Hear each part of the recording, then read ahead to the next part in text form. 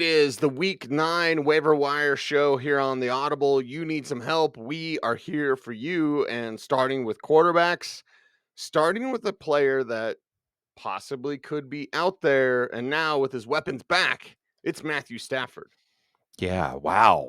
Oh, what a difference a Puka and a Koopa make Ha. for Matthew Stafford for the season, for this team, really. Because this was a team, Cooper Cup, they're taking calls. They want a second round pick. They'll eat some of the salary. No, he's not available because let's face it, the NFC is wide open and we're only 8 weeks into the season. So anybody, especially with the track record of the Rams, with a quarterback, with a coach, should consider themselves in it.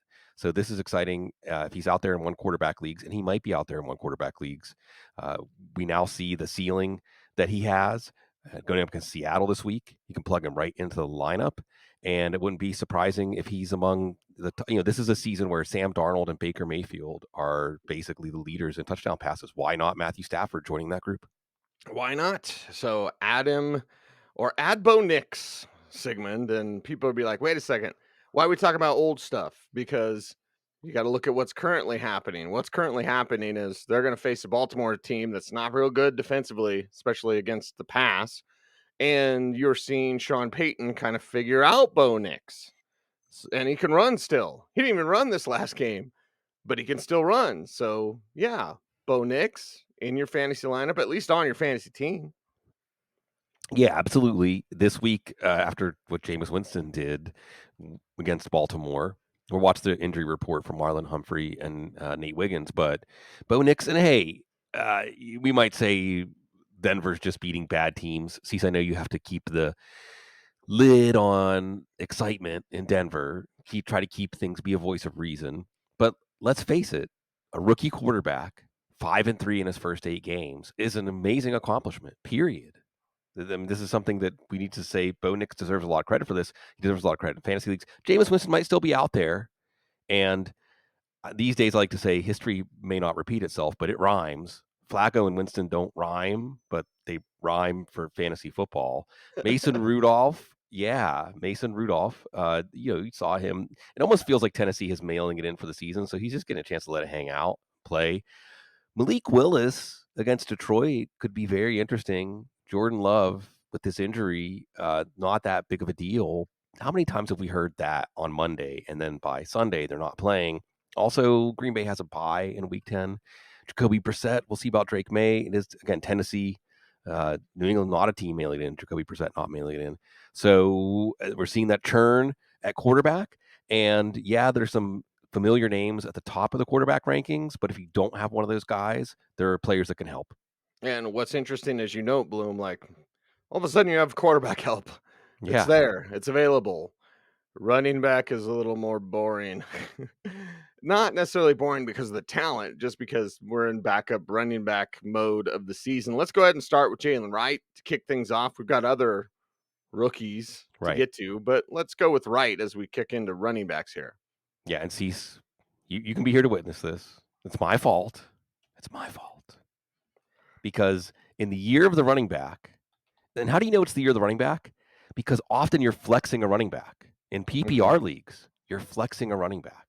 And it doesn't matter if you went robust running back early or hero running back or zero running back, do the opposite, upside down. There's a lot of options at running back.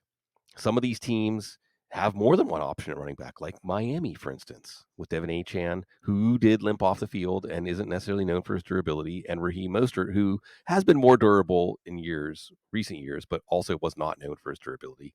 And then there's Jaylen Wright, and you have so many layers here. You have the explosiveness. You have Jaylen Wright starting to show that explosiveness on the touches he is getting. You have a running game that is now aligned and is going to get more aligned with Tua and Tyreek Hill and Jalen Waddle. So Jaylen Wright, as we like 2 months ago, one of the most essential backup running backs to hold, even though he's a third string back. But really, he's not a third string back. He's a backup to 2 fantasy relevant running backs.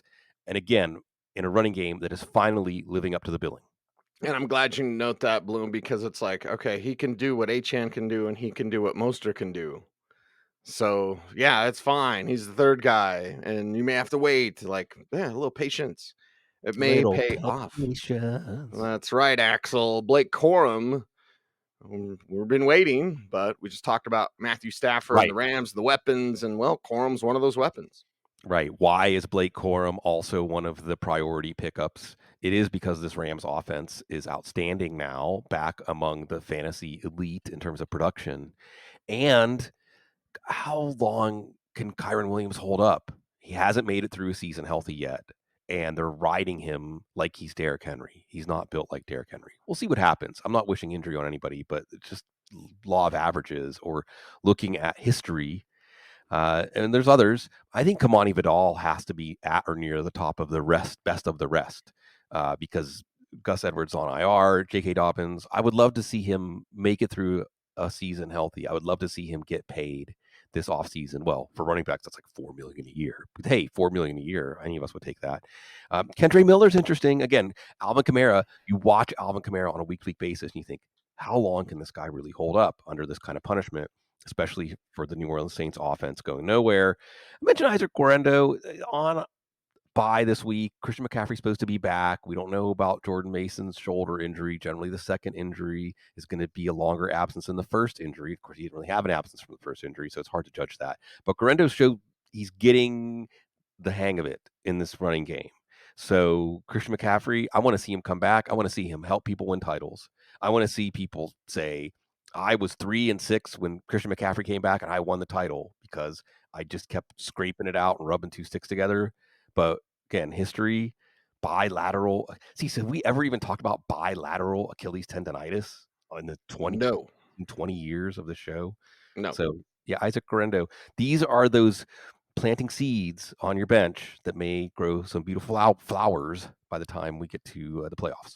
Let's just talk about gardening next, Bloom. Oh Right? gosh, I love ions, pollinators. Learning a lot about gardening. We've got stuff in our garden now. Cecil, it's like all kinds of edible parts of the plant. I can just walk around the yard and pull off leaves. It tastes like sour candy. Roselle hibiscus. You can make tea. You can make most of the parts of it. That's just one of the plants. Oh yeah, exactly. All right. Let's get some soursop going. Anyway, let's talk about wide receivers. And when we go to the wide receiver position, where there's a couple in Cleveland, we talked about Jameis and how fantastic and wonderful Jameis Winston is. That's right. And guys that are coming through for him now is plural, like Elijah Moore, like Jerry Jeudy. Yes, that's right, Jerry Jeudy on your waiver wire now on your team because of Jameis. You want the Browns wide receivers, plural. Yeah, all these SEC receivers. And, Cedric Tillman, if he's still out there, might be at the top of that list. He might be in some public leagues. But Elijah Moore is going to give you more PPR punch, short range. Jerry Jeudy, more downfield. And, again, Jameis Winston, what we like here is he's not shy about throwing downfield. And he's brought this team to life. So they're not going to face Baltimore every week. This week's Chargers, a little more tough matchup. But I think that we saw this last year with Cleveland, and we're seeing it again. And sometimes it's just that simple. Yeah, sometimes it's that simple as like, hey, that guy's playing better. Let's go. Or you come back and you're a talented first round pick for a team and an offense that has some weapons, has some firepower, and now they have less. So you're stepping up like Ricky Pearsall with the 49ers. He's next on your upgrades, downgrades, waiver wire list. By the way, full report is available at footballguys.com. Yeah, subscribe. Check it out. That'll be up later on this afternoon. And Pearsall stepping in for Brandon Ayuk. A pretty good first half, then had a 39-yard end around. Deebo Samuel also left with a rib injury. Love Deebo Samuel, but he just plays with no regard for his body. That's one of the things that makes him such a great player. But Pearsall could be in a position. Thought maybe Jacob Cowing, he had gotten more practice time, was there for more of the install, but Pearsall showing why he was a first-round pick. And there's some other names. Parker Washington. Look, Parker Washington was a player that was getting a lot of kudos in training camp. The problem was he was behind Christian Kirk. Now, you might have in deep leagues done a preemptive ad of Parker Washington when Christian Kirk's name came up in trade rumors. Now, with Christian Kirk broken collarbone, you don't even need the trade rumors. And Parker Washington can basically step right into that Christian Kirk role, and they won't miss much there. Demarcus Robinson, and here's some interesting fantasy football math, okay? Because notice we're talking about, oh, this player's out, so this player is taking that role. How is it that Demarcus Robinson's value grows when Cooper Kupp and Puka Nacua are back? It's because he's getting good matchups. It's because he's finding more room to roam. It's because he's not necessarily miscast as a number 1 or a number 2 receiver. You saw that with the 2 touchdowns. Raheem Jarrett, got to mention him again. Now, I know that Sterling Shepard did come back in the game with a hamstring. We're going to watch that. Jarrett made some explosive plays. And we talked about this on the recap show. I'm going to mention it again. You can go back and look. Jarrett was a highly recruited player, highly talented player. And Tampa's been holding on to him for this moment. And Baker Mayfield, a la Jameis Winston, doesn't care. He's going to take chances downfield. And Jarrett is the guy that can convert on those chances. We also mentioned Jalen Coker. And this is a guy with, you hope, whether it's Bryce Young or Andy Dalton going forward, let it, like a la Mason Rudolph, let it all hang out. This is your chance. And Coker, it's so funny, Cease. They spent a first-round pick on Xavier Legette. They spent a second-round pick on Jonathan Mingo. They trade a pick, so on, for Deontay Johnson, but it's Coker who at least they were smart enough to give that big bonus as an undrafted free agent. So one thing going well for Dan Morgan's personnel moves for the Panthers that could also be a good personnel move for your fantasy team. How about the tight end personnel moves that you can do in week 9, which we'll start with, well, Mike Gesicki. If he's still out Yeah. there, maybe he shouldn't be, but let's talk about Gesicki. Yeah, and Cease, I've been calling it the tight end merry-go-round. And notice and I'm not trying to bring back harsh memories. I feel so bad about that, by the way. I thought about that a lot this week. Like I should not bring it up. I'm sorry that I'm bringing it up again. But the thing about the merry-go-round is it comes around again, right? Mike Gesicki has already been a waiver wire pickup earlier this year. Now he's Right. a waiver wire pickup again. If T. Higgins is out, and maybe even if T. Higgins isn't out, but you saw, even though he had that costly fumble, some targets there for Gesicki. And this offense is going to run through Joe Burrow. So against Las Vegas, that's a pretty good matchup to get a tight end in, any offensive player. So if you need a tight end this week, trying to fill in for George Kittle, for instance, number 1 tight end. By the way, I didn't know Kittle was the one who actually invented National Tight End Day, which makes sense. Of course he did. Right. Is there anything he can't do? True Renaissance man. Yeah, truly amazing. By the way, Bloom, never feel bad about that. Yeah. Earth is a school, and what you do when you see the merry-go-round and everybody's having fun, right? There's always your favorite horse or motorcycle or whatever the merry-go-round giraffe is built on. And you see the kids and you see the smiles and you say, get on, baby. Yeah. Get on. Buy the Yeah, ticket, take the ride. don't stand on the sidelines, man. Buy the ticket, take the ride, get on that merry-go-round, which means also go get Taysom Hill Yeah. and have some fun on that merry-go-round. Yeah, and it's, fantasy football is supposed to be fun. And Taysom Hill's fun. The Joyful Warriors, right? Taysom Hill's fun. And what else works in the Saints offense these days? So I think we'll see more Taysom Hill going forward. And Taysom Hill's a really fun play at tight end, although now National Tight End Day has unleashed tight end stats. So Taysom Hill getting 4 or 5 carries, a couple catches, and so on, isn't as sexy as it was when Taysom Hill went out with that rib injury. But also Zach Ertz is there. Washington's offense going up against the Giants this week. Adam Trautman. Do you want to say anything more about Trautman? Can Sean Payton do it again just to show us all? Well, I remember last year when they added Troutman and coming out of Dayton, correct me if I'm wrong, Yep. but his final season had 14 touchdowns. Right.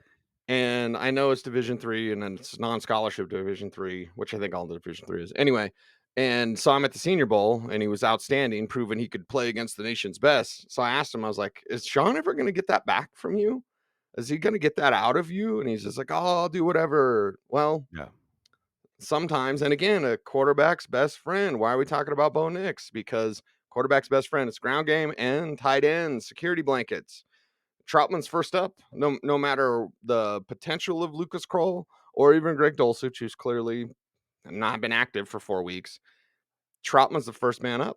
Yeah. There's Tyler Conklin, just because he keeps catching touchdowns, and Jets target tree getting a little thinner. We'll see about it. Alan Lazard. But on National Tight End Day, probably one of the quietest weeks on the tight end waiver wire. Yeah, quiet week, but it's okay. Enjoy that ride. Now it's time to not be quiet It is time for our audience participation because it's week 9. You're ramping up for what's that I hear off in the distance, Bloom? It's the fantasy playoffs. You're getting ready. You got to get your team ready and be able to get through those windows as you approach the fantasy playoffs. That means you got to let some things go.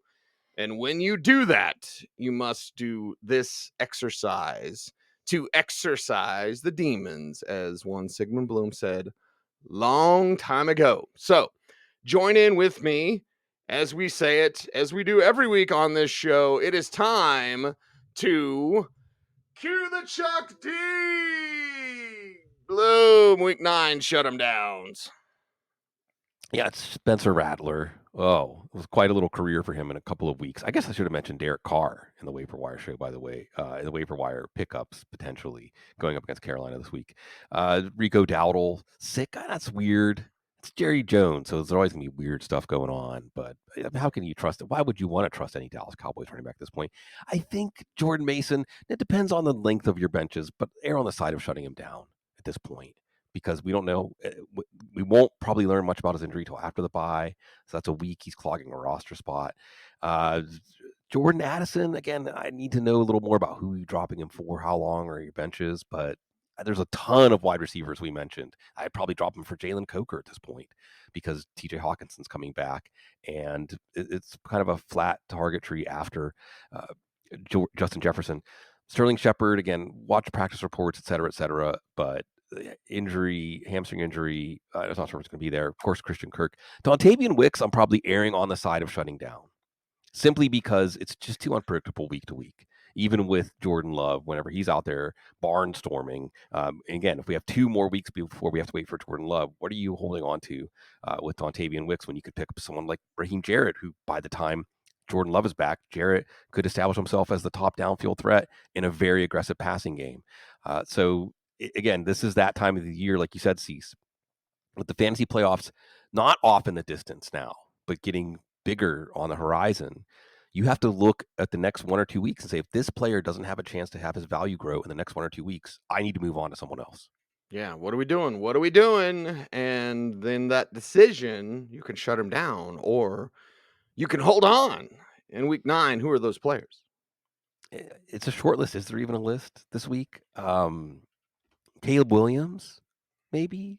Caleb Williams, I don't know what happened. Let's give some credit to Dan Quinn and the Washington defense, but Caleb Williams going into the bye was starting to emerge as a top 10, top 12 fantasy quarterback. This week against Javonte Arizona. Williams, maybe. Yeah, well, and I mean, and nobody 17 carries didn't do anything, but at least he had the carries, right? Right, So you're like, right. okay, maybe there'll be more production there. Sure. You know, Maybe. you've been advising us. No, Cease, you have been. I mean, the fact that you are wanting to bring him up is telling, because even the week before he had the 2 touchdowns, you said he has 1 more week last stand against New Orleans, and he made that stand. And even though Jaleel McLaughlin was the better fantasy running back in week 8, it is the opportunity. Dwayne McFarland, shout out to the utilization score, his utilization score. Javonte Williams still getting utilized like that top running back. And I do think that now this week, maybe not a great week to play Javonte Williams. Maybe this is one, we have a third category where we'll watch and see if somebody drops Javonte Williams and you just step right in there, scavenge. Make sure that you let him not last on the waiver wire for very long. And this is a good moment when we're talking like some strategy, getting a little more serious. The screws are getting tighter as we get into week 9. One of the things I think is a very underrated fantasy football skill, strategy, a task to put on your weekly list, is looking after the waiver wire pickups. Of course, who did I get? How much did they cost? Who beat me? I think one of the platform shows the next highest bid. That's painful, by the way. Really? Yeah. You're going to twist the knife like that? I'm not going to mention the platform, but like if I bid 30% and I knew I could get him for 6%, oh gosh, that's going to keep me up at night. But look at who got dropped. Look at who got dropped. We don't spend enough time looking at who got dropped. How many times, I know every single person out there is going to nod when I say this, how many times have you seen someone get picked up and say, I didn't even realize he was out there? I didn't even realize somebody dropped that player. So don't assume that players are undroppable. Don't assume that players won't get dropped. So this is our underrated fantasy football task of the week, is to look at who got dropped. Know your rules. Sometimes they don't clear waivers until next week. Sometimes you can pick them up right away. Sometimes it takes 2 days. Sometimes you have to email the commish. But know the rules. Check and see who got dropped, because one man's trash is another man's treasure. One man gathers what another man spills. See, you want to sing, Bloom, and I'm thinking about the slit experiment, because basically what you're saying is pay attention. Yeah. And with physics, we've proven, and if you don't know the slit experiment, just look it up, because it's like, and not you, but the audience, Right. because observation matters. Observation changes the outcome. When you don't pay Yeah. attention to it in the slit experiment, your patterns are random. There is Right. no, it's wave. Are you performing, or are you kind of working out as a wave or as a particle? When you watch it, it looks like a particle, goes right where it's supposed to, right? So just Right. pay attention. Observation. These are very key things.